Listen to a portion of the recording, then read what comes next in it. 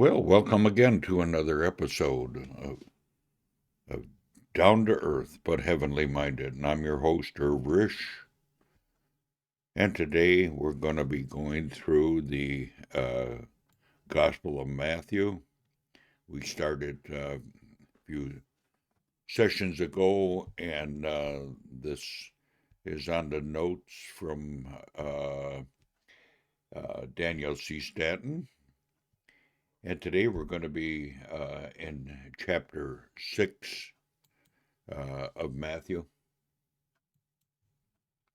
The Gospel of Matthew, chapter 6, by Daniel C. Snaddon. Some thoughts on Matthew 6 verses 25 to 34. Chapters 5 to 7 give us the laws of the kingdom. Primarily, they were intended to govern the kingdom which Christ could have established. They will yet be used in the future kingdom. This is the strict interpretation of the chapters. However, the truths can be applied to us today. Ch 6 covers some important areas of our life. Verses 1 to 4 speak of our giving, in secret, widow. Verses 5 to 15 speak of our praying. See verse 6. Elijah, son. Elisha, oil. Verses 16 to 18 speak of our fasting. Verses 19 to 24 speak of our use of wealth. Some men spend their life, and ruin their soul, in the quest for wealth. Some believers, like Esau, have lost their spiritual heritage, and God's blessing, because of their love of riches. Love of money.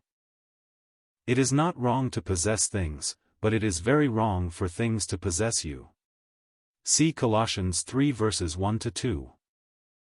The exhortations from verse 25 onward are not for the rich only, but include the poor. The sin mentioned here is not confined to worldlings, it is prevalent among believers.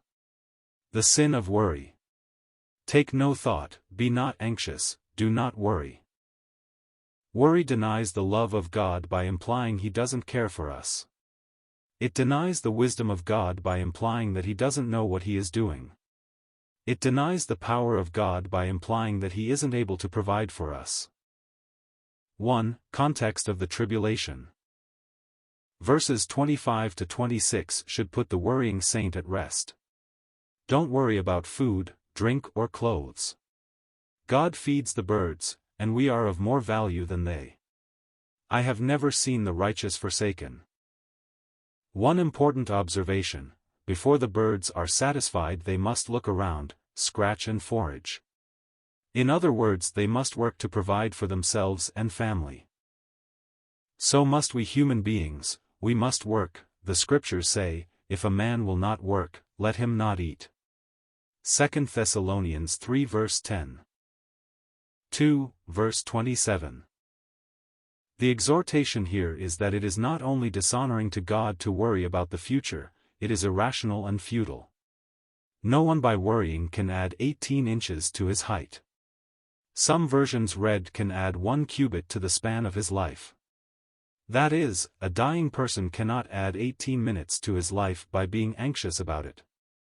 Luke's comment on this is, if then you are not able to do as small a thing as that, why are you anxious about the rest that I 1/2 Luke 12 verses 25 to 26. 3. In verses 28 to 30 the Lord goes into the realm of clothing. He says, why do you worry about clothes? Consider the lilies, etc. They send their little roots and tendrils into the earth and God takes the substance they gather and transform it into a thing beauty. Solomon in his royal robes was not as beautiful as a lily. If God so clothes the flowers, shall He not much more clothe you? O ye of little faith! Be not faithless but believing.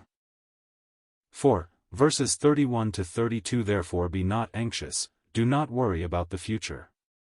God will supply all your needs, food, drink and clothing. See Phil 4:6, 7 also verse 19, Psalm 23. Do not be like the Gentiles who sometimes ruin their lives seeking earthly security. Remember that if we do our part, God will do His. In verse 33 the Lord makes an important covenant with his followers.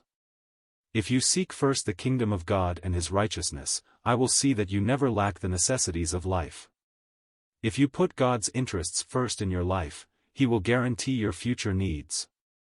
God's provisions for Elijah at Cherith, his provision for the widow at Zarephath. 1 Kings 17. Make me a cake first. This is God's social security plan. The formula: put me and my interests first and you will never lack. 5. Verse 34, therefore do not worry about tomorrow. Tomorrow is in God's hand, he will take care of it. Sufficient unto the day is its own trouble, misfortune, adversity. Live for today and leave tomorrow in God's hands.